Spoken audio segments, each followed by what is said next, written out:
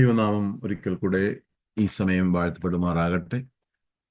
കർത്താവായ യേശുക്രിസ്തുവിന്റെ നാമത്തിൽ ഉള്ള നിസ്തുല സ്നേഹവന്ദനത്തെ ഈ സമയത്ത് അറിയിക്കുന്നു. വിവിധ ടൈം സോണുകളിൽ ജോയിൻ ചെയ്തിരിക്കുന്ന എല്ലാ പ്രിയപ്പെട്ടവരെയും ഒരിക്കൽ കൂടെ കർത്താവായ യേശുക്രിസ്തുവിന്റെ നാമത്തിലുള്ള നിസ്തുല സ്നേഹവന്ദനത്തെ അറിയിക്കുന്നു.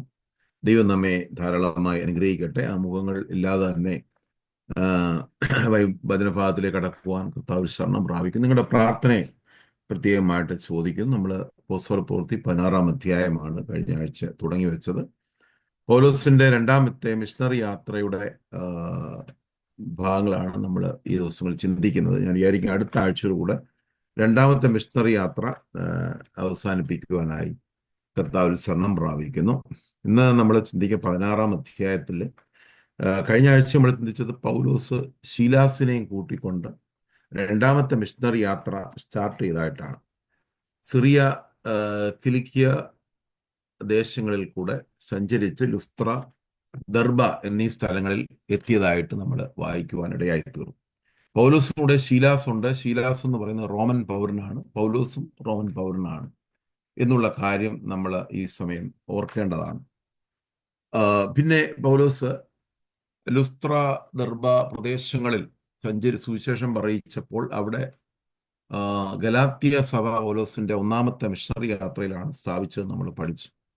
ആ സമയത്ത് രക്ഷിക്കപ്പെട്ട ഒരു വ്യക്തിയായിരുന്നു തീമോത്തിയോസ്. പൗലോസിന്റെ ശുശ്രൂഷയിൽ കൂടെ രക്ഷിക്കപ്പെട്ട അമ്മ യഹൂദ സ്ത്രീയും അപ്പൻ യവനായിരുന്നുകൊണ്ട് യഹൂദന്മാരുടെ ഇടയിൽ വളരെ അവർക്കൊരു ഇടർച്ച വരാത്ത രീതിയിൽ തീമോത്തിയോസിനെ പരിച്ഛേദന കഴിപ്പിച്ചതായിട്ട് നമ്മൾ കഴിഞ്ഞ ആഴ്ച ചിന്തിപ്പാൻ ഇടയായിത്തീർന്നു. അപ്പോൾ പൗലോസിന് തീമോത്തിയോസിനെ കണ്ടപ്പോൾ തന്റെ മിഷണറി യാത്രയിൽ ഒരു യുവ ഭടനെ ലഭിച്ചതുപോലെ പൗലോസിന് ഒരു വെളിപ്പാട് കിട്ടി. ഇവിടെ പൗലോസിന്റെ മേലൊരു വിവേചനപരം ഉണ്ടായിരുന്നതായിട്ട് നമുക്ക് മനസ്സിലാക്കുവാനായിട്ട് കഴിയും.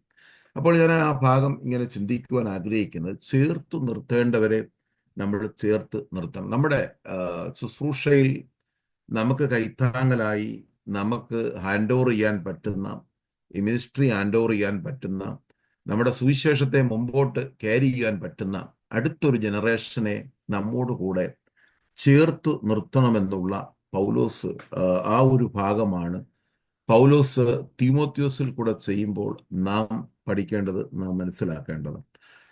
അത് നമ്മൾ ഇന്നത്തെ കാലഘട്ടത്തിൽ നമ്മളത് കാണുന്നില്ല. പലപ്പോഴും നമ്മൾ ഒത്ര പ്രായമായാലും അത് വിട്ടുകൊടുപ്പാൻ നമ്മൾ തയ്യാറല്ലാത്ത ഒരു നേതൃത്വ നിരയാണ് നമ്മുടെ നേതൃത്വം എന്ന് പറയുന്നത്. ഞാൻ അങ്ങനെ വിമർശിക്കുകയല്ല.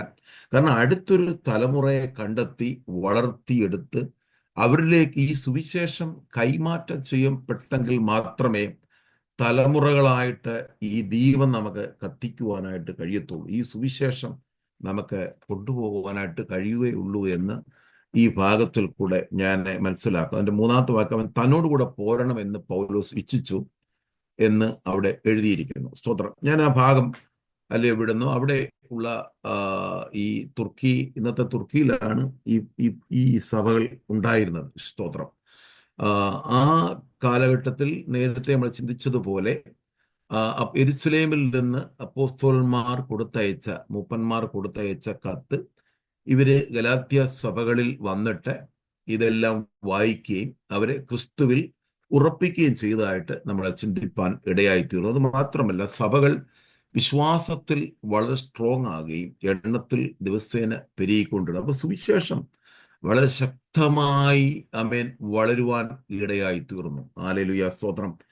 അടുത്ത നമ്മൾ ഇതിന്റെ 6 മുതൽ 10 വരെയുള്ള വാക്യങ്ങളിൽ പൗലോസിന് ഒരു ദർശനം ഉണ്ടാകുന്നതായിട്ട് നമുക്ക് കാണുവാനായിട്ട് കഴിയും. പൗലോസ് ഒരു വലിയ പ്രാർത്ഥനാ മനുഷ്യനായിരുന്നു. നമ്മൾ പ്രാർത്ഥിക്കുന്ന ഒരു ഭക്തന് ദർശനങ്ങൾ ഉണ്ടാകുവാനിടയായിത്തീരും, വെളിപ്പാടുകൾ ഉണ്ടാകുവാനിടയായിത്തീരും. ദൈവം അവരോട് സംസാരിക്കും, വചനത്തിൽ കൂടെയോ അല്ലെങ്കിൽ ദൈവിക ശബ്ദമായിട്ടോ അവരുടെ അകത്ത് ആത്മാവ് സംസാരിക്കുവാനിടയായിത്തീരും. അതവരെ മുമ്പോട്ട് നയിക്കുവാൻ ഇടയായിത്തീരും. അല്ലെങ്കിൽ ഇവിടെ പൗലോസ് ആസിയിൽ വചനം പ്രസംഗിക്കരുതെന്ന് പരിശുദ്ധാത്മാവ് വിലക്കി. രണ്ടാമത് ചിന്തിക്കുന്നത് ആത്മാവിനെ അനുസരിച്ച് നടക്കുക എന്നുള്ളതാണ്. സ്തോത്രം. ഞാൻ ആ ഭാഗത്തിൽ കൂടെ മനസ്സിലാക്കുന്നത് ഒരു ദൈവഭക്തൻ പരിശുദ്ധാത്മാവിനാൽ വിധേയപ്പെട്ട് ജീവിക്കുവാനായി ശ്രമിക്കാനുള്ള, അത് ഒരു ലീഡർഷിപ്പിന്റെ ആയാലും ഏതൊരു മിനിസ്ട്രി തലത്തിൽ ഏത് ശുശ്രൂഷ ചെയ്താലും ദൈവത്തിന്റെ ആത്മാവിനെ അനുസരിച്ച് നടക്കണമെന്നുള്ളതാണ്. ദൈവ ആത്മാവിന് വിധേയപ്പെട്ട് ദൈവിക ആലോചനകൾ ഏറ്റെടുത്ത് മുമ്പോട്ട് പോയെങ്കിൽ മാത്രമേ നമ്മുടെ മിഷൻ സക്സസ് ആവുകയുള്ളൂ, നമ്മുടെ സുവിശേഷ വേല സക്സസ് ആവുകയുള്ളൂ. അപ്പൊ ഇവിടെ ഏഷ്യ ഭൂഖണ്ഡത്തിൽ നിന്നും മറ്റൊരു തലത്തിലേക്ക് പൗലോസിനെ ദൈവം ഉപയോഗിക്കാൻ പോകുന്നതിന്റെ അടയാളമായിട്ട് അവിടെ പൗലോസിനെ വിലക്കിയാണ്, നീ ആസ്യയിൽ വചനം സംസാരിക്കരുതെന്ന് പരിശുദ്ധാത്മാവ് വിലക്കിയുണ്ട്. പൗലോസ് ഗലാത്യ ദേശത്തിന്റെ മറ്റു പല ഭാഗങ്ങളിൽ കൂടെ സഞ്ചരിക്കുവാനിടയായി തീർന്നു. നമുക്ക് അതിന്റെ രണ്ടാം മിഷണറി യാത്രയുടെ അതിന്റെ മാപ്പ് നോക്കിയേ. നമ്മളിപ്പം നമ്മൾ അന്ത്യോക്യയിൽ വന്നിട്ട് അവിടെ നിന്നാണല്ലോ പിന്നെയും രണ്ടാം മിഷണറി യാത്ര സ്റ്റാർട്ട് ചെയ്യുന്നത്. ഒരു കിലിക്കിയ അതിന്റെ നമ്പർ 2 എന്ന് കാണുന്നിടത്ത്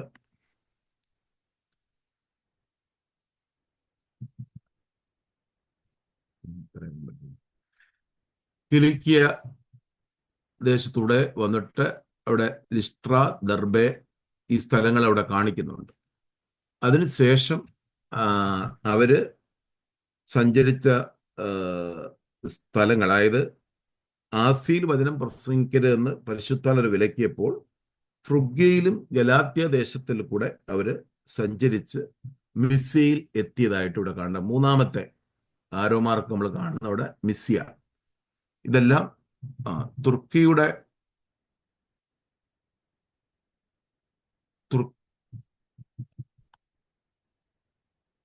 ഇന്നത്തെ തുർക്കിയുടെ ഭാഗങ്ങളാണ് ഈ കാണുന്ന സ്ഥലങ്ങളൊക്കെ.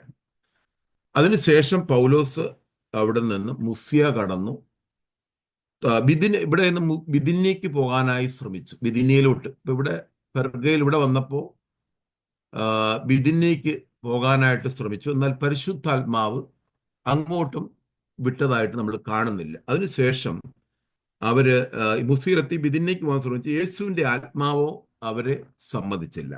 അവർ മുസ്യ കടന്ന് ത്രോവാസിലെത്തി. ഇപ്പൊ ഈ ഏഷ്യ മൈനറിലുള്ള ഈ സ്ഥലങ്ങളിൽ തന്നെയാണ് പൗലോസ് ഇവിടെ നിൽക്കുന്നത്. ഈ സ്ഥലത്ത് വന്നപ്പോൾ പൗലോസിന് ഒരു ദർശനം ഉണ്ടാകില്ല. അവിടെ ആ ദർശനത്തിൽ അവിടെ ദർശനത്തിൽ ഒരു മാസിഡോണിയക്കാരനായ ഒരു പുരുഷൻ അരികെ നിന്ന് ഞങ്ങളെ രക്ഷിക്കണം, ഞങ്ങളെ സഹായിക്കണം എന്ന് പറയുന്ന ഹല്ലേലൂയ സ്തോത്രം, ആ ഒരു വിളി കേൾപ്പാൻ ഇടയായി തീർന്നു. അപ്പോൾ നമ്മൾ ദർശനങ്ങൾ കാണുമ്പോൾ ഈ ദർശനത്തെ നമ്മൾ ശരിയായ രീതിയിൽ അത് വ്യാഖ്യാനിക്കണം, അത് വിവേചിക്കണം. എന്താണ് ഈ ദർശനം എന്നുള്ളത്? നമുക്ക് ദൈവം ദർശനങ്ങളെ തരുമ്പോൾ നമ്മൾ ദൈവസന്നിധിയിൽ അത് പ്രാർത്ഥിച്ച് ആ ദർശനം എന്താണെന്ന് നമ്മൾ വ്യക്തമായിട്ട് മനസ്സിലാക്കണം. പൗലോസ് ഈ ദർശനം ഉണ്ടായപ്പോൾ അത് പ്രാർത്ഥിച്ചിട്ടുണ്ട്. ഇവിടെ അങ്ങനെ എഴുതിയിട്ടില്ല, നമുക്കത് അനുമാനിക്കാവുന്നേ ഉള്ളൂ, നമുക്ക് മനസ്സിലാക്കാവുന്നേ ഉള്ളൂ. പൗലോസ് ആ ദർശനം മനസ്സിലാക്കിയത് ഇങ്ങനെയാണ്: ഞങ്ങളെ സഹായിക്കൂ എന്ന് പറയുന്ന ആ ഒരു നിലവിളി അല്ലെങ്കിൽ ആ ഒരു അപേക്ഷ ആ ദർശനത്തിൽ കാണുമ്പോൾ സ്തോത്രം, ആ ദർശനത്തിൽ കൂടെ മക്കദോനിയയിൽ സുവിശേഷം അറിയിക്കണം എന്നുള്ളതാണ് ദൈവത്തിന്റെ പദ്ധതി എന്ന് പൗലോസിനെ മനസ്സിലാക്കുവാൻ ഇടയായി തീർന്നു. അങ്ങനെ അവര് മക്കദോനിയയിലേക്ക് പുറപ്പെടുന്നതായിട്ടാണ് നമ്മളിവിടെ കാണുന്നത്. മക്കദോനിയ അല്ലെങ്കിൽ ഇന്നത്തെ ഗ്രീസിലാണ് ഈ സ്ഥലം ഉള്ളത് എന്ന് നമുക്ക് അറിയുവാനായിട്ട് കഴിയും. അപ്പോൾ ഇവിടെ സ്തോത്രം, അപ്പോൾ ദർശനം പ്രാപിച്ച പൗലോസ് ആ ദർശനവുമായിട്ട് മുമ്പോട്ട് നീങ്ങുന്നത് നമുക്ക് കാണുവാനായിട്ട് കഴിയും. അപ്പോൾ നമുക്ക് നമ്മുടെ യാത്രകൾക്ക് നമുക്ക് വ്യക്തമായ ഒരു ദർശനം ഉണ്ടായിരിക്കണം. നമ്മുടെ സുവിശേഷ യാത്രയായാലും കർത്താവിൻ്റെ ഏത് മിനിസ്ട്രി ചെയ്യുന്നെങ്കിലും നമുക്കൊരു വിഷൻ ഉണ്ടായിരിക്കണം. നമുക്ക് ദർശനം മങ്ങിപ്പോയി കഴിഞ്ഞാൽ നമുക്ക് ഈ കാലഘട്ടത്തിൽ ഒന്നും ചെയ്യുവാനായിട്ട് കഴിയില്ല. പ്രിയമുള്ളവരെ, ഈ അപ്പോസ്തല പ്രവൃത്തി നമ്മൾ പഠിക്കുമ്പോൾ 1, 2, 3 മിഷണറി യാത്രകൾ കഴിഞ്ഞ് പൗലോസിന്റെ വിചാരണ കഴിഞ്ഞ് പൗലോസ് റോമിലേക്ക് പോകുമ്പോൾ ഈ 28 അധ്യായങ്ങൾ അവസാനിക്കുകയാണ്.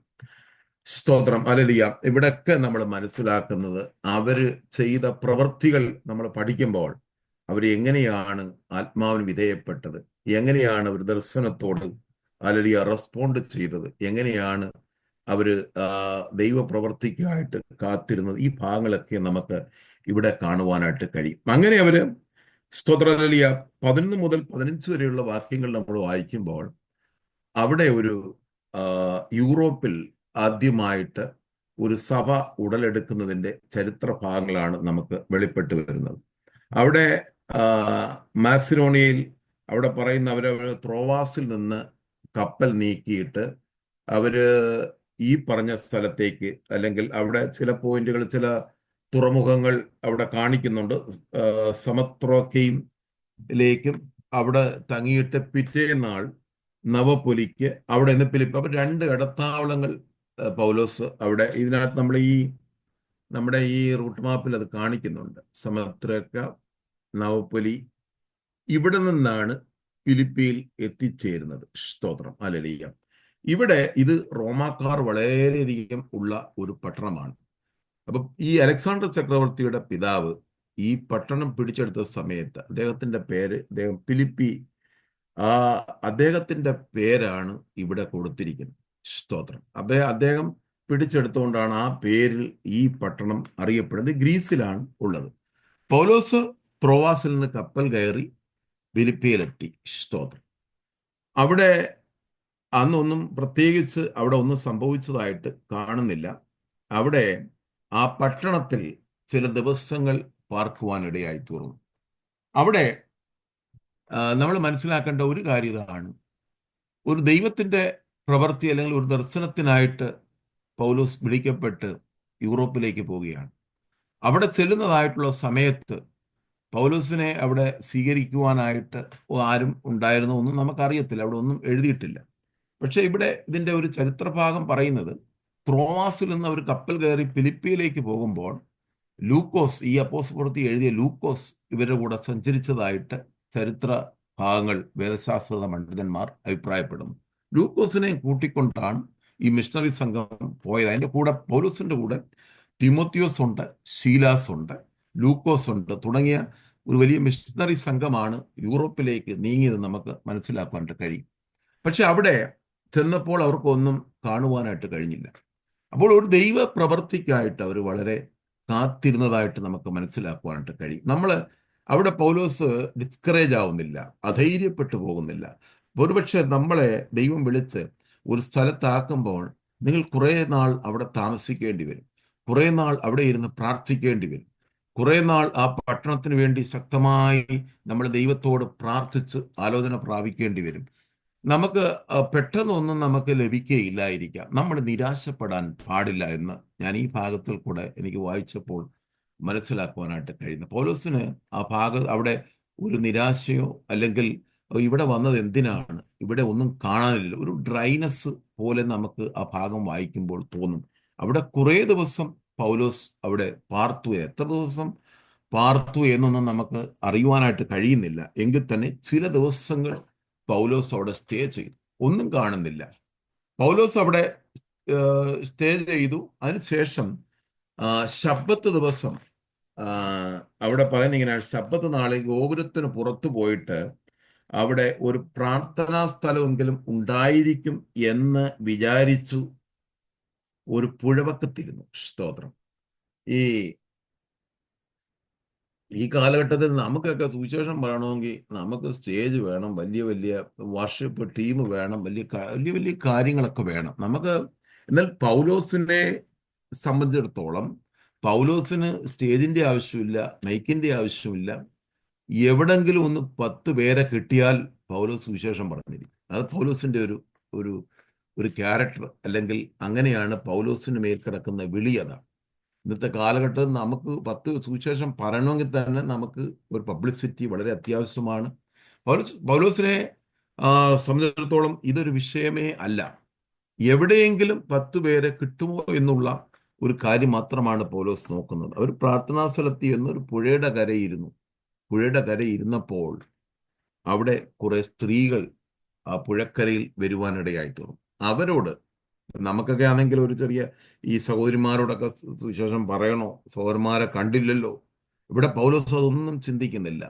തൻ്റെ അടുക്കൽ വന്നവരോട് സുവിശേഷം പറയുവാനായിട്ട് ഒരു ചാൻസ് കിട്ടിയപ്പോൾ അത് ശക്തമായിട്ട് പറയുവാനിടയായിട്ട് നമ്മുടെ ജീവിതത്തിൽ സുവിശേഷം പറയുവാൻ, ഹല്ലേലൂയ, സ്തോത്രം, ഒരവസരം കിട്ടുമ്പോൾ, ഒരു സാഹചര്യം നമ്മുടെ മുന്നിൽ ഒരുക്കപ്പെടുമ്പോൾ നമ്മളത് മറച്ചു വെക്കാതെ ധൈര്യത്തോടെ പറയുക എന്നുള്ളതാണ്.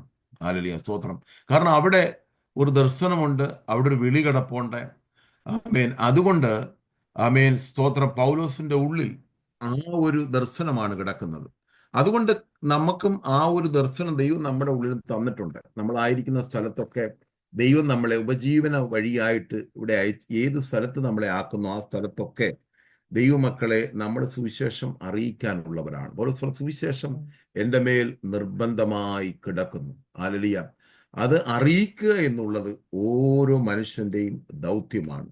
അന്ന് അവരതിനു വേണ്ടി കപ്പലുകളിൽ മണിക്കൂറുകൾ യാത്ര ചെയ്ത ദിവസങ്ങളിൽ പലതരത്തിലുള്ളതായ പ്രയാസങ്ങൾ കൂടെ സഹിച്ച്, കഷ്ടങ്ങൾ സഹിച്ച് ഈ സുവിശേഷം സ്പ്രെഡ് ചെയ്തത് കൊണ്ടാണ് ഇത് നമ്മൾ ഇന്ന് രാത്രി ഇത് അനുഭവിപ്പാൻ, ഈ രക്ഷയുടെ അനുഭവത്തിൽ എത്തുവാനുള്ള ഒരു കാരണം.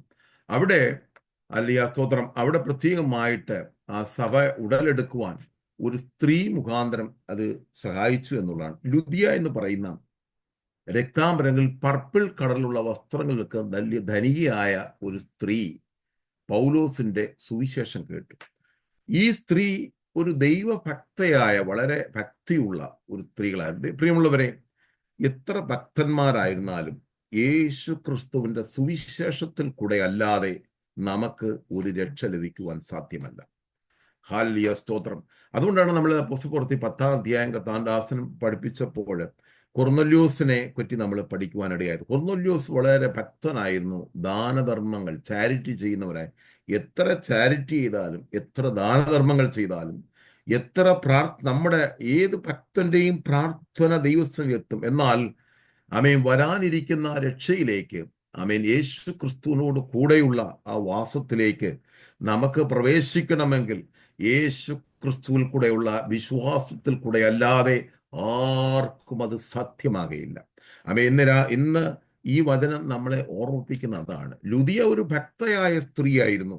പക്ഷേ അതുകൊണ്ടൊന്നും അവൾക്ക് സ്വർഗത്തിൽ എത്തിച്ചേരുവാൻ, നിത്യജീവൻ പ്രാപിക്കുവാൻ കഴിയുകയില്ല എന്ന് ദൈവത്തിന് അറിയാമായിരുന്നു. ലുദിയയ്ക്ക് അറിയത്തില്ലെങ്കിലും ദൈവത്തിന് നല്ലതുപോലെ അറിയാം. കാര്യം നമ്മുടെ ഹൃദയങ്ങളെയും നമ്മുടെ അവസ്ഥകളെയും അറിയുന്നത് ദൈവമാണ്. ഇവിടെ ലുദിയായുടെ ഹൃദയത്തിൽ ഒരു ചലനം ഉണ്ടാകുവാനിടയായി തീർന്നു. അവളുടെ ഹൃദയം ദൈവം തുറന്നു. സ്തോത്രം. അതുകൊണ്ട് ആ കർത്താവ് പറഞ്ഞ, പിതാവ് ആകർഷിച്ചിട്ടല്ലാതെ ആർക്കും പുത്രന്റെ അടുക്കലേക്ക് എത്തിയുവാൻ കഴിയുകയില്ല. പിതാവിനാൽ ആകർഷിക്കപ്പെടുവാനിടയായി തീർന്നു. അതാണ് സുവിശേഷത്തിന്റെ, നമ്മളിത് സ്തോത്രം, ആൾക്കാർക്ക് അത് വ്യക്തമായിട്ട് അറിയത്തില്ല ഈ സുവിശേഷത്തിന്റെ പവർ എന്താണെന്ന്. ഇത് ലോകത്തെ കീഴ്മേൽ മറിക്കുന്ന ഒന്നാണ്. ഹല്ലേലൂയ. 2 പേര് അല്ലെങ്കിൽ 3 പേര് ഇറങ്ങി പുറപ്പെട്ട് ലോകത്തെ കീഴ്മേൽ മറിക്കുവാൻ ഇടയായി തീർന്നു. സുവിശേഷത്തിന്റെ ശക്തി അതാണ്. ഒരു സ്ത്രീയുടെ, ധനികയായ ഒരു സ്ത്രീയുടെ, തുയത്തൈര പട്ടണക്കാരി, സുത്ര വെളിപ്പാടിൽ പറയുന്ന സഭ, തുയത്തൈര സഭ, ഹല്ലേലൂയ, അവിടെ നിന്നുള്ള ആ പട്ടണത്തിലെ ഒരു സ്ത്രീയാണ് ഇവിടെ ഈ സുവിശേഷം കേൾക്കുവാൻ ഇടയായി തീർന്ന. അവളുടെ ഹൃദയത്തിൽ വലിയ ചലനതയും ഉണ്ടാക്കി. അത് മാത്രമല്ല, അവൾ ഈ സുവിശേഷത്തിൽ യേശുവിനെ രക്ഷകനായി സ്വീകരിച്ചതിലൂടെ ഫിലിപ്പിയിലെ ആദ്യത്തെ സഭ ഉടലെടുക്കുവാൻ ഇടയായി തീർന്നു. അതാണ് രണ്ടാമത്തെ മിഷണറി യാത്രയിൽ പൗലോസ് ആദ്യം സ്ഥാപിച്ച സഭയാണ് ഫിലിപ്പിയ സഭ എന്ന് പറയുന്നത്. യൂറോപ്പിലെ ആദ്യത്തെ സഭയാണ് ഫിലിപ്പിയ സഭ എന്ന് നമുക്ക് ഈ ഭാഗത്തിൽ കൂടെ കാണുവാനായിട്ട് കഴിയും. അത് മാത്രമല്ല, അവൾ യേശു വിശ്വസിക്കുക മാത്രമല്ല, അവൾ കുടുംബമായി കർത്താവിനെ രക്ഷകനും നാഥനുമായി അംഗീകരിക്കുകയും സ്നാനപ്പെടുവാൻ തീരുമാനമെടുക്കുകയും ചെയ്തു. അത് യേശു ക്രിസ്തുവിന്റെ കൽപ്പനയാണ്. പ്രിയമുള്ളവരെ, അതിനെ ഒരു കാലത്തും നമ്മൾ തള്ളിക്കളയുവാനായിട്ട് പാടില്ല. ഇന്ന് രാത്രി ആരെങ്കിലും എൻ്റെ മെസ്സേജ് കേൾക്കുന്നെങ്കിൽ, ആരെങ്കിലും സ്നാനപ്പെട്ടിട്ടില്ല എങ്കിൽ, നമ്മൾ യേശുവിൻ്റെ കൽപ്പനയായ സ്നാനം, അത് ഹല്ലേലൂയ, സ്തോത്രം, ഇത് സ്നാനത്തിന്റെ ക്ലാസ് അല്ല. പക്ഷെ ഇതിൽ കൂടെ അവൾ ഭക്തയായ ഒരു സ്ത്രീയായിരുന്നു. അവളെ എന്തുകൊണ്ട് ദൈവത്തിന് ഈ സുവിശേഷം കേൾപ്പിക്കാതെ തന്നെ അവളെ ഡയറക്റ്റ് കൊണ്ടുപോകാമായിരുന്നു. എന്നാൽ ഇവിടെ ദൈവം വെച്ചിരിക്കുന്ന ഒറ്റ വഴി യേശുക്രിസ്തു മാത്രമേ ഉള്ളൂ. യേശുക്രിസ്തുവിൽ കൂടെ അല്ലാതെ ഒരു മനുഷ്യനും നിത്യതയിൽ കർത്താവിന്റെ സന്നിധിയിൽ പിതാവാൻ ദൈവത്തിന്റെ അടുക്കൽ എത്തിച്ചേരുവാൻ സാധ്യമല്ല എന്ന് ഹല്ലേലൂയ ദൈവം വെച്ചിരിക്കുകയാണ്. എൻ്റെ വാക്കുകളല്ല, ഇവിടുത്തെ ഉള്ള ഒരു മനുഷ്യന്റെയും വാക്കുകളല്ല, ഒരു പാസ്റ്റർമാരുടെ വാക്കുകളല്ല, ഒരു വേദശാസ്ത്ര പണ്ഡിതന്മാരുടെ വാക്കുകളല്ല. ഇത് ദൈവത്തിന്റെ മാറ്റമില്ലാത്ത വചനത്തിന്റെ പ്രത്യേകതയാണ്. അവളും കുടുംബവും സ്നാനമേറ്റ ശേഷം അവൾ പറഞ്ഞു ഹല്ലേലൂയ അവളെ ആ ദൈവദാസന്മാരെ അവളുടെ ഭവനത്തിലേക്ക് ഇൻവൈറ്റ് ചെയ്തു. അതാണ് കർത്താവ് നമ്മുടെ ഹൃദയം തുറക്കുമ്പോൾ ഹല്ലേലൂയ നമുക്ക് മറ്റുള്ളവരോട് സ്നേഹമുണ്ടാകും. അവരെ സൽക്കരിക്കുവാൻ, വിശുദ്ധന്മാരെ ശുശ്രൂഷിക്കുവാൻ, അവരെ സ്വീകരിപ്പാനുള്ള ഒരു വലിയ മനസ്സ് അവിടെ ഹൃദയത്തിൽ തുറക്കുവാനിടയായി തീർന്നു. അതിനുശേഷം ഹല്ലേലൂയ സ്തോത്രം, പൗലോസ് ലുദിയയുടെ കുടുംബം മുഴുവൻ രക്ഷയിലേക്ക് വന്നു. അവരൊരു കുടുംബമായി. സ്തോത്രം. അതിനുശേഷം പൗലോസ് ചെയ്യുന്നത് അവിടെ പിന്നെയും പ്രാർത്ഥനാ സ്ഥലത്ത് മറ്റ് ആൾക്കാരെ തേടിപ്പോകുന്നതാണ്. ഇവിടെ പൗലോസിന്റെ സുവിശേഷത്തിന്റെ ദാഹം അവസാനിക്കുന്നില്ല. അദ്ദേഹത്തിന് ആത്മഭാരം വളരെ ശക്തമായിട്ടുണ്ട്. ആത്മഭാരം ഉള്ളവന് ആത്മാക്കളെ നേടാൻ പറ്റത്തുള്ളൂ. ഹല്ലേലൂയ സ്തോത്രം. ആത്മഭാരം ഉള്ളവൻ സുവിശേഷം പറഞ്ഞാൽ അവന്റെ അടുക്കലേക്ക് ആൾക്കാർ കടന്നു വരുവാനിടയായിത്തീരും.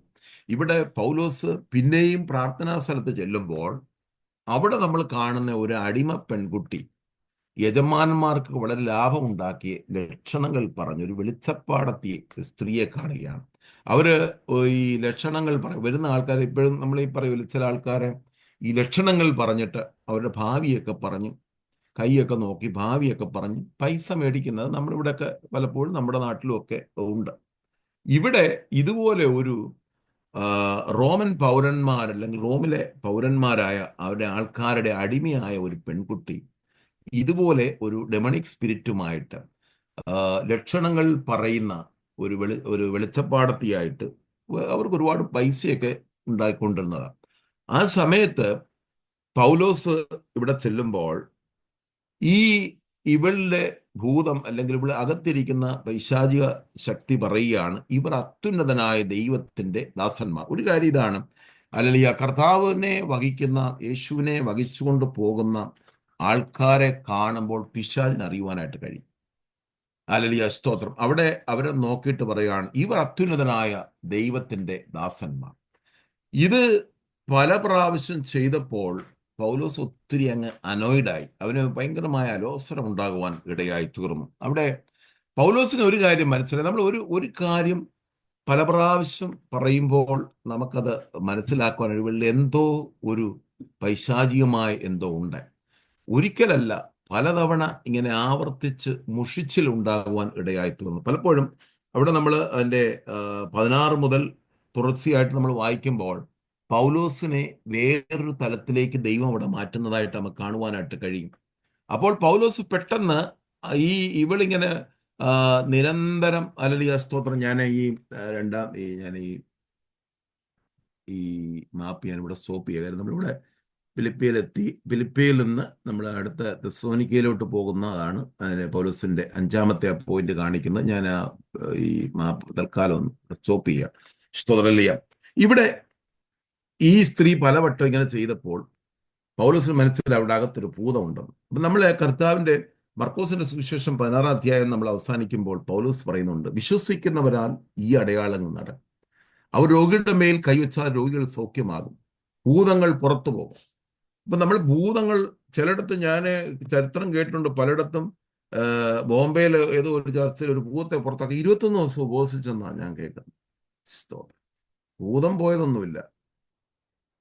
ഇവിടെ 21 ദിവസം ഒന്നും ഉപവസിക്കേണ്ട. കർത്താവ് പറഞ്ഞു, വിശ്വസിക്കുന്നവരാൽ ഈ അടയാളങ്ങൾ നടക്കും. അവർ ഭൂതങ്ങളെ പുറത്താക്കും, അവർ രോഗിയുടെ മേൽ കവിച്ച രോഗികൾ സൗഖ്യം. ഞാൻ ആ ഭാഗം പറഞ്ഞത് ഇവിടെ പൗലോസ് മനസ്സിലായി, ഇവിടെ അകത്തൊരു ഭൂതമുണ്ട്, ആ ഭൂതമാണ് ഇത് പറയുന്നതെന്ന് മനസ്സിലായി. അതിനെ ശാസിച്ച് പുറത്താക്കി. അപ്പോൾ ഇവിടെ ഒരു ഇൻസിഡന്റ് പൗലോസിന്റെ ജീവിതത്തിൽ സംഭവിക്കുകയാണ്. അല്ലെങ്കിൽ ദൈവം ഒരു ഇൻസിഡന്റ് അവിടെ പർപ്പസ്ലി കൊണ്ടുവരുന്നതായിട്ടാണ് നമ്മൾ ഇത് വായിച്ച് മനസ്സിലാക്കുവാനായിട്ട് കഴിയുന്നത്. അപ്പൊ അവിടെ ഒരു ടേണിംഗ് പോയിന്റ് നടക്കാൻ പോവുകയാണ്. ഇത് മുഖാന്തരം അവിടെ വലിയൊരു പെർസിക്യൂഷൻ നടക്കുകയാണ്. ഇതിന്റെ യജമാനന്മാർ പൗലോസിനെ, അപ്പൊ കൂടെ തിമോത്തിയോസ് ഉണ്ട്, അവരെ ഒന്നും പിടിച്ചില്ല. ഹല്ലേലൂയ, സ്തോത്രം. ഇവര് പൗലോസിനെയും ശീലാസിനെയും കണ്ടപ്പോൾ അവർക്ക് തോന്നി ഇവര് യഹൂദന്മാരാണ്. പൊതുവിൽ ഇവിടെയുള്ള ആൾക്കാർക്ക് യഹൂദന്മാരോട് ഭയങ്കര കലിപ്പാണ്, അവരെ ഇഷ്ടമല്ല. അതുകൊണ്ട് യഹൂദന്മാരെ ഇവരെ തന്നെ പിടിച്ചു കൊണ്ടുപോവുകയാണ്. ഇവിടെ നമ്മൾ അങ്ങനെയാണ് കാണുന്നത്. യജമാന്മാരുടെ ലാഭം അല്ലെങ്കിൽ അവരുടെ പൈസ പോയി അവർക്ക് ഇവളെ കൊണ്ടുള്ള അത് നഷ്ടം വന്നു എന്നറിഞ്ഞപ്പോൾ പൗലോസിനെയും ശീലാസിനെയും പിടിച്ചുകൊണ്ട് പോകുന്നതായിട്ട് നമുക്ക് കാണുവാൻ കഴിയും. അവിടെ മുഖ്യ അല്ലെങ്കിൽ അധിപതികൾ, ചീഫ് മജിസ്ട്രേറ്റിന് അടുത്തേക്ക് പൗലോസിനെ വലിച്ചു കൊണ്ടുപോയി, പ്രമാണി അടുക്കലേക്ക് അവരെ വലിച്ചു കൊണ്ടുപോയി അധിപതികളുടെ മുമ്പിൽ നിർത്തി, യഹൂദന്മാരായി മനുഷ്യർ പട്ടണത്തെ കലക്കി എന്ന് പറഞ്ഞ്, ഹല്ലേലൂയ, സ്തോത്രം, അവിടെ അവരെ മൊത്തത്തിൽ ഇളക്കുകയാണ് ഇവർ ചെയ്തത്. കാര്യം അവർക്കൊരു വലിയ നഷ്ടം സംഭവിച്ചു. അവർക്കിനി മുമ്പോട്ട് ജീവിക്കുവാനായിട്ട് കഴിയുകയില്ല എന്ന് മനസ്സിലാക്കിയപ്പോൾ അവർ ഇവർക്കെതിരായിട്ട് നീങ്ങി. ഒരു കാര്യം ഇവിടെ നമ്മൾ മനസ്സിലാക്കേണ്ട കാര്യം എന്ന് പറയുന്നത്, നമുക്ക് വേണ്ടി ദൈവം വാതിലുകൾ തുറക്കുമ്പോൾ എതിരാളികളും വളരെ ശക്തമായിട്ട് വരുവാനിടയായിത്തീരും. പക്ഷേ ചില സ്ഥലങ്ങളിൽ ചില എതിരാളികളെ അയക്കുന്നത് ദൈവത്തിനൊരു പർപ്പസ് ഉണ്ട്. ഇവിടെ ദൈവത്തിന് ഒരു പർപ്പസ് ഉണ്ട്. ഹല്ലേലൂയ. ആ പർപ്പസിലേക്ക് നയിക്കുവാനായിട്ട് പൗലോസിനെ കുറച്ച് സമയത്തേക്ക് ദൈവം ഒരു പെർസിക്യൂഷൻ പെർമിറ്റ് ചെയ്തതായിട്ട് നമുക്ക് ഇവിടെ മനസ്സിലാക്കുവാനായിട്ട് കഴിയും. ഇവിടെ പുരുഷാരം ഇളകി അവരെ ദേഹം നല്ല രീതിയിൽ അവരെ പരിക്കേൽപ്പിച്ചു, അവരെ മുറിവേൽപ്പിച്ചു, അവരെ അടിച്ചു, അവരെ തടവിലാക്കി. അവിടെ ഒരു ജയിലർ അവിടെ ഉണ്ട്, ഒരു കാരാഗൃഹ പ്രമാണി അദ്ദേഹത്തെ കാക്കാൻ ഏൽപ്പിച്ചതാണ് ഈ സംഭവം. ഹല്ലേലൂയ. ഇവിടെ നമ്മൾ ഈ താഴോട്ട് വായിക്കുമ്പോൾ പൗലോസ് ഒരിക്കലും ഞങ്ങൾ റോമ പൗരന്മാരാണെന്ന് പറയുന്നില്ല. സ്തോത്രം. ഞാനത് ഇത് മൊത്തം വായിച്ചപ്പോൾ ഇതിന്റെ 37ാമത്തെ വാക്യത്തിൽ വരുമ്പോഴാണ് പൗലോസ് ഞങ്ങളുടെ സിറ്റിസൺഷിപ്പ് അല്ലെങ്കിൽ ഐഡന്റിറ്റി പറയുന്നത്. അവിടെ റോമാ പൗരനാണ്, അതുവരെ പറയുന്നില്ല. അതിൽ നിന്നൊരു കാര്യം നമ്മൾ മനസ്സിലാക്കേണ്ടത്, പരിശുദ്ധാത്മാവ് ഈ പൗലോസിനെ വിലക്കിയിട്ടുണ്ട്. അത് റോമാ പൗരനാണെന്ന് അറിഞ്ഞു കഴിഞ്ഞാൽ അവർക്ക് പെട്ടെന്ന് തടവിലാക്കുവാനായിട്ട് കഴിയത്തില്ല. ഇവിടെ പൗലോസിനെ തടവിലാക്കിയതിൽ കൂടി ദൈവത്തിന് മറ്റൊരു കാര്യം ചെയ്യുവാനുണ്ട്. നമ്മുടെ ജീവിതത്തിലെ ചില പെർസിക്യൂഷനുകൾ, ചില കഷ്ടതകൾ, ചില എതിരികളെ നമ്മുടെ ജീവിതത്തിൽ പെർമിറ്റ് ചെയ്യുന്നതിൻ്റെ പർപ്പസ് നമ്മളെ വേറൊരു തലത്തിലേക്ക് ഉയർത്തുവാനും, ആമേ, സ്തോത്രം, അവിടെ ചില ദൈവപ്രവൃത്തികൾ വെളിപ്പെടുത്തുവാനും ആണ് എന്ന് നമുക്ക് ഈ വേദഭാഗം പഠിക്കുമ്പോൾ നമുക്ക് മനസ്സിലാക്കുവാനായിട്ട് കഴിയും. അവരെ ആമത്തിലിട്ട് പൂട്ടി, നമുക്കറിയാം, തുറന്നുള്ള ഭാഗങ്ങൾ നമുക്കറിയാം.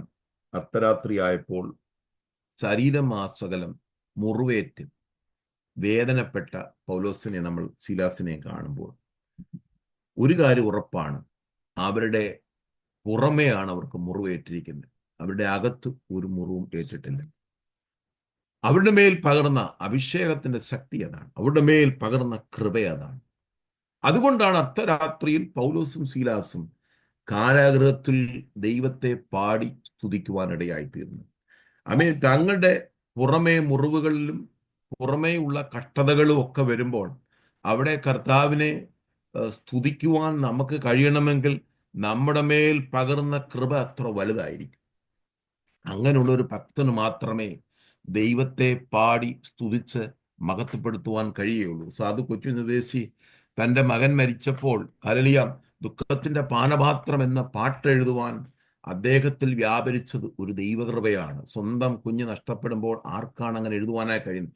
ഒരു ജഡിക മനുഷ്യനോ ഈ ലോകത്തിലെ ഒരു വ്യക്തിക്കോ ആ പാട്ടെഴുതുവാനായിട്ട് കഴിയത്തില്ല. ആ പാട്ടെഴുതണമെങ്കിൽ അത്ര അഭിഷേകം അവരുടെ മേൽ ഉണ്ടായിരുന്നതായിട്ട് നമുക്ക് മനസ്സിലാക്കാൻ കഴിയും. ഇവിടെ സ്തോത്രം, ഇവിടെ പൗലോസ് ജയിലിൽ പോയി, ഹല്ലേലൂയ, സ്തോത്രം, അർദ്ധരാത്രിയിൽ പൗലോസ് പ്രാർത്ഥിച്ചു. നമുക്കറിയാം, തടവുകാർ ശ്രദ്ധിച്ചു കൊണ്ടിരുന്നു. ആ കാരാഗൃഹത്തിൽ വലിയ കുലുക്കമുണ്ടായി. കാരാഗൃഹത്തിന്റെ ചങ്ങലകൾ, അതിന്റെ ബന്ധിച്ചിരിക്കുന്ന വാതിൽ, അതിന്റെ എല്ലാ ഗേറ്റുകളുടെയും ചങ്ങലകൾ അഴിഞ്ഞു എന്ന് മാത്രമല്ല, തടവുകാരുടെ ചങ്ങലകൾ പോലും അഴിയുവാനിടയായിട്ടുണ്ട്. അപ്പൊ രാത്രിയിൽ ആരാധനയിൽ, പ്രാർത്ഥനയിൽ, ആമേ, സ്തോത്രം, ഇവിടെ ലിറ്ററലി ചങ്ങലകൾ പൊട്ടിയെങ്കിലും ആമേ സ്തോത്രം അവിടെ ചില ആത്മാക്കളുടെ വിടുതലുകൾ അന്ന് രാത്രി നടക്കുവാനിടയായി തീർന്നു. ആമേ സ്തോത്രം. ഞാൻ ഈ ഭാഗത്ത് ചിന്തിക്കുമ്പോൾ എൻ്റെ പെട്ടെന്ന് എൻ്റെ മനസ്സിൽ കൂടെ 2005 ഒരു ഒരു സംഭവം ഓർമ്മ വന്നു. ഞങ്ങളുടെ അന്ന് UAE-ൽ ഞങ്ങൾ കൂടി വന്ന ചർച്ചിലെ അവിടെ ഒരു ഹൈന്ദവ സഹോദരൻ, ഒരച്ചായൻ, രമേശൻ എന്ന് പറഞ്ഞ ഒരച്ചായൻ, വിശ്വാസി വന്നൊരച്ഛൻ, വളരെ ഭയങ്കര തീഷ്ണതയാണ്. അദ്ദേഹം ഈ നല്ല പാട്ടൊക്കെ പാടുകയും ഈ മദ്ദളമൊക്കെ വായിക്കുന്ന ഒരു കക്ഷിയാണ്. അദ്ദേഹം ഒരു വട്ടം ഇതുപോലെ ഒരു റൗണ്ട് അബൌട്ടിൽ വണ്ടി ഓടിച്ച്, സാറിന് റൗണ്ട് അബൌട്ടിൽ നമ്മൾ കയറി കഴിഞ്ഞാൽ അതിൻ്റെ മറ്റ് വണ്ടികൾ കയറാൻ പാടില്ല. അദ്ദേഹത്തിൻ്റെ ഏത് സമയത്താണെന്ന് എനിക്കറിയത്തില്ല, അദ്ദേഹം ആ റൗണ്ട് അബൌട്ടിൽ കയറിയപ്പോൾ ഒരു പട്ടാണി നേരെ എന്ന് ആ വണ്ടിയിൽ ഇടിക്കുകയും പട്ടാണിയുടെ വണ്ടി മറിയുകയും അദ്ദേഹം, പട്ടാണി എന്ന് പറയുമ്പോൾ പാകിസ്ഥാനി, പാകിസ്ഥാനി പൊതുവെ UAE-ൽ പട്ടാണികളെന്നാണ് പറയുന്നത്. എനിക്കറിയത്തില്ല സൗദി മറ്റ് സ്ഥലങ്ങളിൽ എങ്ങനെയാണ് പറയുന്നുള്ളത്, ഞങ്ങൾ പട്ടാണികൾ എന്നാണ് പറയും. അപ്പോൾ ഈ പട്ടാണി അത്യാസന്ന നിലയിലായി, വളരെ ഗുരുതരമായ അവസ്ഥയിലായി. അപ്പോൾ പുള്ളിയെ പിടിച്ച്, ഈ രമേശൻ ബ്രദറിനെ പിടിച്ച് ജയിലിലിട്ടു. ജയിലിട്ട സമയത്ത് അദ്ദേഹം ഒരവസരം കിട്ടിയതല്ലേ അവിടെയുള്ള ജയിലിൽ കിടക്കുന്ന സകല മനുഷ്യരോട് സുവിശേഷം പറഞ്ഞു. കുറെ പേരെ രക്ഷയിലേക്ക് വരുവാനിടയായി തീർന്നു. അദ്ദേഹത്തിന്റെ സാക്ഷ്യം ഞാൻ പറഞ്ഞ് ഞാനത് കേട്ടതാണ്. അപ്പോൾ ഈ സമയം ഈ സാക്ഷ്യം അദ്ദേഹം വേറെ ഒരിടത്ത് പറഞ്ഞപ്പോൾ ഒരു സഹോദരി പറഞ്ഞു, ഞങ്ങൾക്ക് ഇനിയും ഇങ്ങനെയുള്ള സാക്ഷ്യങ്ങൾ കേൾക്കണമെന്ന് പറഞ്ഞു. അപ്പൊ അദ്ദേഹം പറഞ്ഞു, ഞാനിങ്ങനെ പട്ടാണി ഇടിച്ച് കൊന്നിട്ട് ജയിലിൽ പോയി കിടക്കുന്ന സാക്ഷ്യമാണോ നിങ്ങൾക്ക് കേൾക്കേണ്ടതെന്ന് ചോദിപ്പാനിടയായി തീർന്നു. അല്ലയാ, ഞാനത് ഈ ഭാഗം പൗലോസും ശീലാസും കാരാഗൃഹത്തിൽ കിടന്ന കഥ ഓർത്തപ്പോൾ ഞാനത് ഇങ്ങനെ ധ്യാനിച്ചുകൊണ്ടിരുന്നപ്പോൾ പെട്ടെന്ന് എനിക്ക് ആ ഭാഗം ഒന്ന് ഓർമ്മ വന്നു. സ്തോത്രം. നമ്മൾ അങ്ങനെ മറ്റുള്ളവരെ ഇടിച്ച് ജയിലിൽ പോകുന്നതിനെ കുറിച്ചല്ല പറയുന്നത്, സുവിശേഷം പറഞ്ഞ് അല്ലയാ സ്തോത്രം ജയിലിൽ പോയി. പക്ഷെ അദ്ദേഹം, രമേശൻ ബ്രദർ, അദ്ദേഹത്തിന് കിട്ടിയ ഒരു അവസരം മുതലെടുക്കുവാനിടയായി തീർന്നോ. നമ്മൾ ഒരുപക്ഷെ ചിന്തിക്കും ആ ജയിലിൽ കുറെ പേര് യേശുവിനെ അറിയാനുണ്ടായിരിക്കാം, അത് പക്ഷെ ഇങ്ങനൊരു മുഖാന്തരം ദൈവം അനുവദിച്ചാണോ എന്നൊക്കെ നമുക്കൊരു സംശയം ഉണ്ടാകും. എന്നാൽ ഇവിടെ ഒരു കാരാഗൃഹ പ്രമാണിയുടെ രക്ഷയുടെ അനുഭവത്തിൽ വരുവാൻ ദൈവം ചില എതിരികളെ എഴുന്നേൽപ്പിക്കുകയും പൗലോസിനെയും ശീലാസിനെയും കാരാഗൃഹത്തിൽ അടയ്ക്കുവാൻ ഇടയായിത്തീരുകയും ചെയ്തു. അവരുടെ പ്രാർത്ഥനയാൽ ഹല്ലേലൂയ ദൈവത്തിന്റെ വലിയ പ്രവൃത്തി വെളിപ്പെടുവാനിടയായി തീർന്നു. കാരാഗൃഹ പ്രമാണി ഉറക്കമുണർന്നപ്പോൾ ആകപ്പാടെ ഭയപ്പെട്ടു പോയി. ചങ്ങലകളെല്ലാം പോയി, ഡോറുകൾ തുറന്നു കിടക്കുന്നു. അവരെല്ലാം തടവുകാര് ചാടി രക്ഷപ്പെട്ടു കഴിഞ്ഞാൽ ഇദ്ദേഹത്തെ കൊന്നുകളയും മേലധികാരികൾ. കാരാഗൃഹ പ്രമാണിയുടെ ജീവൻ അപകടത്തിലാണ്. തടവുകാർ രക്ഷപ്പെട്ടു കഴിഞ്ഞാൽ കാലത്തിലെ നിയമം അങ്ങനെയാണ്, ഒരിക്കലും ഈ കാരാഗൃഹ പ്രമാണി രക്ഷപ്പെടാൻ സാധ്യതയില്ല. അദ്ദേഹത്തിന് മനസ്സിലായി അദ്ദേഹത്തിന്റെ ജീവൻ അപകടത്തിലായിരുന്നു. തടവുകാർ രക്ഷപ്പെട്ടു എന്ന് വിചാരിച്ച് അദ്ദേഹം ആത്മഹത്യ ചെയ്യാൻ പോകുമ്പോഴാണ് അദ്ദേഹം ചോദിക്കുന്ന ഒരു ചോദ്യമുണ്ട്. ഹല്ലേലൂയ സ്തോത്രം. അവൻ വെളിച്ചം ചോദിച്ച് അകത്തേക്ക് ചാടി ഉറച്ചുകൊണ്ട് പൗലോസിന്റെയും ശീലാസിന്റെയും മുമ്പിലുണ്ട്. അവരെ പുറത്തു കൊണ്ടുവന്ന്, യജമാന്മാരെ, രക്ഷ പ്രാപിപ്പാൻ ഞാൻ എന്തു ചെയ്യണമെന്ന് ചോദിച്ചു. പെട്ടെന്ന് കാര്യങ്ങൾ മനസ്സിലായി. ഈ കിടന്ന ഈ വന്ന ആൾക്കാർ നിസ്സാരന്മാരല്ല, ഇവർ ദൈവത്തിന്റെ ദാസന്മാരാണ്. ഇവരിൽ കൂടെ എന്തോ ദൈവപ്രവൃത്തി വെളിപ്പെടുന്നുണ്ട്. ഇവർ സേവിക്കുന്ന ദൈവം ജീവനുള്ള ദൈവമാണ്. ഇവരെ അല്ലിയ സ്തോത്രം, ഇവരെ അടുത്തേക്ക് വിറച്ചുകൊണ്ട് വീഴുന്ന കാഴ്ചയാണ് നമ്മൾ കാണുന്നത്. ഇതുവരെ തടവുകാർ കാരാഗൃഹ മുമ്പിൽ വിറച്ചുകൊണ്ട് നിൽക്കുന്നെങ്കിൽ ഇപ്പോൾ കാരാഗൃഹ പ്രമാണി ഈ ദൈവദാസന്മാരുടെ മുമ്പിൽ വിറച്ചുകൊണ്ട് നിൽക്കുകയാണ്. ഇനി എനിക്കൊരു രക്ഷയില്ല, നിങ്ങൾ എന്തെങ്കിലും എന്നെ ചെയ്യാൻ വന്ന് സഹായിക്കണം എന്ന് നിലവിളിച്ചുകൊണ്ട് രക്ഷ പ്രാപിക്കുവാൻ ഞാൻ എന്താ ചെയ്യുന്നതെന്ന്. പെട്ടെന്ന് പൗലോസിന് ഒരു വലിയ ചാൻസോടെ കിട്ടിയാണ് സുവിശേഷം പറയാനുള്ള. ഹല്ലേലൂയ, വലിയൊരു അവസരം പൗലോസ് അവിടെ മുതലെടുക്കുന്നു. കർത്താവ് യേശുവിൽ വിശ്വസിക്കുക, എന്നാൽ നീ നിന്റെ കുടുംബവും രക്ഷ പ്രാപിക്കുമെന്ന് പറയാം. അതിനകത്ത് ഒത്തിരി ആശയങ്ങളുണ്ട്. ഹല്ലേലൂയ സ്തോത്രം. നമ്മൾ യേശുവിലേക്ക് വരുന്നാൽ നമ്മുടെ കുടുംബം മുഴുവനും കർത്താവിലായിത്തീരുവാൻ ഇടയായിത്തീരും. ഞാൻ ഒറ്റയ്ക്ക് വിശ്വാസത്തിൽ വന്ന ഒരു വ്യക്തിയാണ്. ഹല്ലേലൂയ. ഞാൻ വന്ന സമയത്ത് പിന്നീട് എൻ്റെ മാതാവ് വന്നു, എൻ്റെ സഹോദരങ്ങൾ വിശ്വാസം വരുവാൻ ഇടയായി തീർന്നു. ഞാൻ കുടുംബമായി മുഴുവനും, അതാണ് നമ്മൾ ഒരാൾ യേശുവിനെ അറിഞ്ഞാൽ ആ വെളിച്ചം നമ്മുടെ തലമുറകളിലേക്ക് കത്തിപ്പടരുവാൻ ഇടയായിത്തീരും. സ്തോത്രം. പ്രിയമുള്ളവരെ, ഇവിടെ കാരാഗൃഹ പ്രമാണി കർത്താവിൻ്റെ വചനം കേൾക്കുവാൻ ഇടയായി തീർന്നു. സ്തോത്രം. ഇവിടെ കർത്താവിൻ്റെ വചനം അവനും അവിടെ വീട്ടിലുള്ള എല്ലാവരോടും പ്രസംഗിച്ചു. ആ രാത്രിയിൽ തന്നെ അവര് സ്നാനപ്പെടുവാനിടയായി. ഒരു രാത്രി മുഴുവൻ കർത്താവിന്റെ വചനം കേട്ട് 3 മാസത്തെയും 6 മാസത്തെയും ക്ലാസ് കൊടുത്തല്ല അവരെ സ്നാനപ്പെടുത്തിയത്. ആ രാത്രിയിൽ കർത്താവിന്റെ 24 മണിക്കൂറത്തെ ആ ക്ലാസ്സിൽ തന്നെ അവർ യേശുവിന്റെ രക്ഷകനും നാഥനുമായി സ്വീകരിക്കുവാനായിട്ട് കഴിഞ്ഞു എന്നുള്ളതാണ് ഇവിടെ സത്യം. നമ്മൾ നാളുകളായിട്ട് ക്ലാസ്സുകൾ കേട്ടിട്ട് പോലും കർത്താവിനെ സ്വീകരിക്കാത്ത എത്രയോ പേർ നമ്മുടെ ഇടയിലുണ്ട് പ്രിയമുള്ളവർ. അവർ രാത്രിയിൽ ആ നാഴികയിൽ തന്നെ അവരെ കൂട്ടിക്കൊണ്ടുപോയി അവരുടെ മുറിവുകളെ കഴുകി താനും തനിക്കുള്ളവരെല്ലാം താമസിയാതെ സ്നാനമേറ്റു. ഇവിടെ നമ്മൾ നേരത്തെ പഠിച്ച് ലുദിയയുടെ ഹൃദയത്തിൽ ഒരു ചലനമുണ്ടായി. ലുദിയ സ്നാനപ്പെട്ടു. ഇവിടെ ആമേ സ്തോത്രം, ഒരു പുറമേ ഒരു ചലനം ഉണ്ടാകുകയാണ്.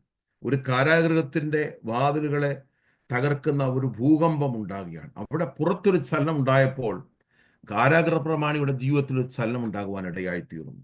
കാരാഗൃഹ പ്രമാണി യേശുവിനെ സ്വീകരിച്ചതിലൂടെ ആമേ സ്തോത്രം ഒരു കാര്യം വ്യക്തമായി മനസ്സിലാകുന്നത്, അവനെ അല്ലിയ സ്തോത്രം അവന്റെ ഉള്ളിൽ ഒരു വലിയ പാപബോധമുണ്ടായി. ഞാൻ ചെയ്ത വലിയ തെറ്റാണ്.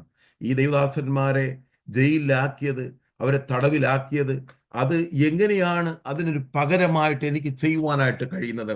അദ്ദേഹം അവരെ കൊണ്ടുപോയി അവരുടെ മുറിവുകളെ കഴുകി അവരെ ശുശ്രൂഷിച്ചു. ക്രിസ്തുവിന്റെ ആത്മാവ് ഈ കാരാഗൃഹ പ്രമാണിയുടെ ഉള്ളിലേക്ക് വന്നപ്പോൾ അവനുണ്ടായ ഒരു വലിയ മാറ്റം അതാണ്. അവരെ ശുശ്രൂഷിച്ചു, അവരെ കഴുകി, അവരെ സ്വീകരിച്ചു. ആ ഒരു വലിയ മാനസാന്തരത്തിന്റെ അനുഭവത്തിലേക്ക് കാരാഗൃഹ പ്രമാണി മാറുവാനായിട്ട് ഇടയായി തീർന്നു എന്ന് നമുക്ക് മനസ്സിലാക്കുവാനായിട്ട് കഴിയും. അത് മാത്രമല്ല, അവരെ വീട്ടിൽ കൈക്കൊണ്ട് അവർക്ക് ഭക്ഷണം കൊടുത്തു. ദൈവത്തിൽ വിശ്വസിൽ വീടടക്കം ഭയങ്കരമായിട്ട് അവർക്ക് സന്തോഷമുണ്ടായി. സ്തോത്രം. അപ്പോൾ ഇവിടെ ലുദിയയുടെ മാനസാന്തരം, കാരാഗൃഹ പ്രമാണിയുടെ മാനസാന്തരം, ഇവിടെ നിന്ന് ഈ സഭയുടെ വളർച്ച തുടങ്ങിയാണ്. ഈ ഫിലിപ്പിയ സഭയുടെ ഒരു വളർച്ച ഇവിടെ ശക്തമായിട്ട് വരികയാണ്. ഈ ഭാഗം നമ്മൾ വായിച്ചു കഴിയുമ്പോഴാണ് ഞാൻ നേരത്തെ പറഞ്ഞതുപോലെ ഇവിടെ ഇവരെ വിട്ടയക്കുവാനായിട്ട് കൽപ്പന വന്നു.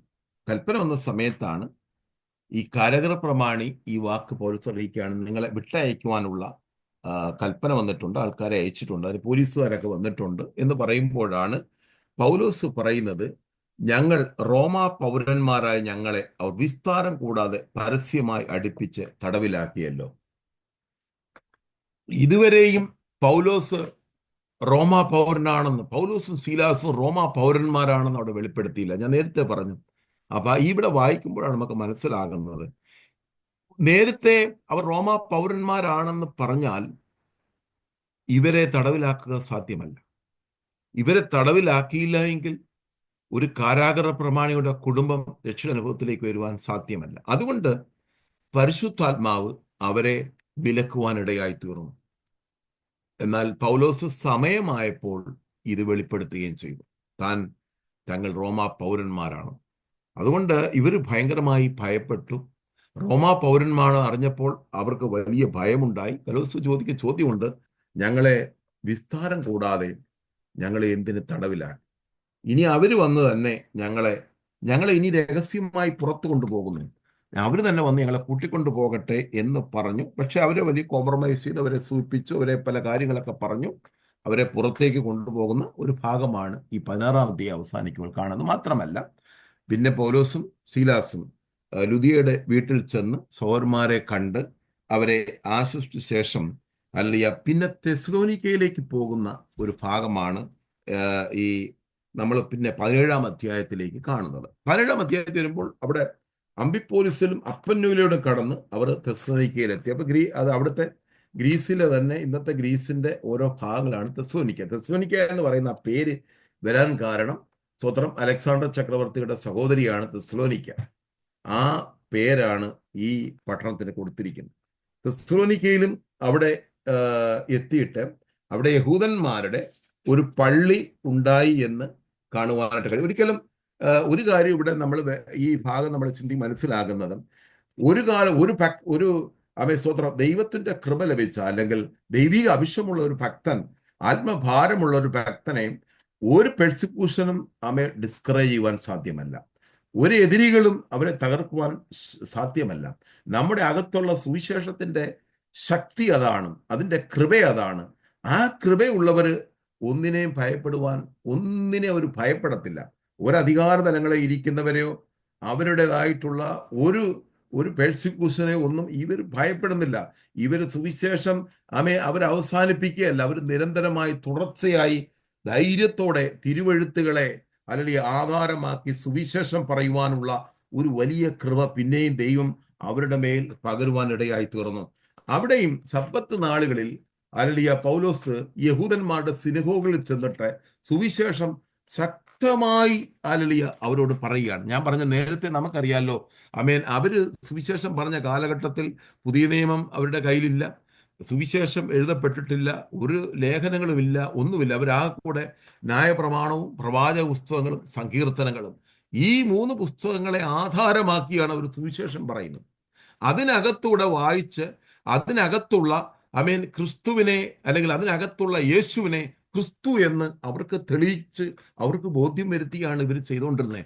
അവർ പറഞ്ഞ സുവിശേഷം ഇത്രയേ ഉള്ളൂ: കർത്താവായ യേശു നിങ്ങൾക്ക് വേണ്ടി മരിച്ചു, നിങ്ങളുടെ പാപത്തിന് വേണ്ടി മരിച്ചു, അവൻ അടക്കപ്പെട്ടു, അവൻ കല്ലറിൽ അടക്കപ്പെട്ടു, സ്തോത്രം, മരിച്ചു, ഉയർത്തെഴുന്നേറ്റ് ഇന്നും നിങ്ങൾക്ക് വേണ്ടി ജീവിക്കുന്നു, അവൻ രണ്ടാമത് വരും, അവൻ വിശ്വസിക്കുന്നവരെ ചേർക്കാനായി. അവർ പറഞ്ഞ വലിയ തിയോളജിയോ വലിയ ദൈവശാസ്ത്രമോ സ്തോത്രം ഒരു അങ്ങനെയുള്ളതായ ഒരു തലവും അവർ പറഞ്ഞില്ല. അവർ പറഞ്ഞ വളരെ സിമ്പിളായിട്ടുള്ള ഈ സുവിശേഷം, ഇതിൽ വിശ്വസിക്കുന്നവരെ ദൈവം നീതീകരിക്കുന്നു.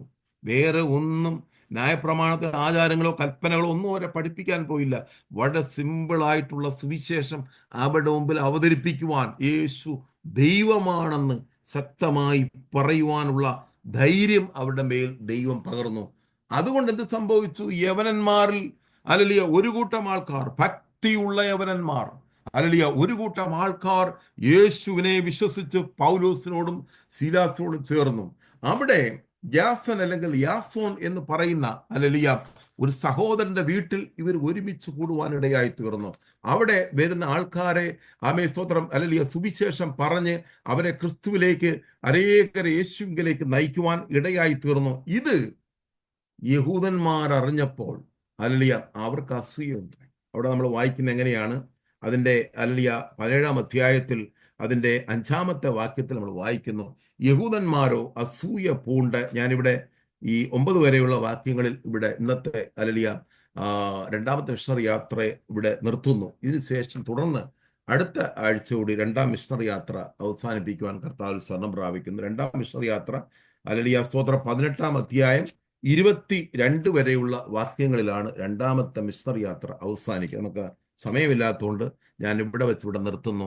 യാസോൻ എന്ന് പറയുന്ന ആ സഹോദരന്റെ വീട്ടിൽ അവരെ കൂടി, അവരനേകരെ ക്രിസ്തുവിലേക്ക് നയിച്ച് ഈ സഭ അവിടെ സ്തോത്ര തെസ്സലോനിക്ക സഭ പൗലോസിന്റെ 2ാമത്തെ മിഷണറി യാത്രയിലാണ് സ്ഥാപിക്കപ്പെടുന്നത്. ഇതാണ് നമ്മൾ ഈ ഭാഗത്തൂടെ പഠിക്കുന്നത്.